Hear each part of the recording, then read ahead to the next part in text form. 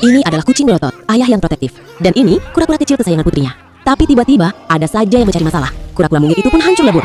Putri kucing sangat sedih. Sang ayah berkata, "Jangan khawatir nak, ayah akan memberimu kura-kura yang jauh lebih baik." Dia berlari jauh, mencari yang terbaik. Di hutan, ia menemukan sebuah telur raksasa. Bawa ke lab, waktunya upgrade dan modifikasi genetik.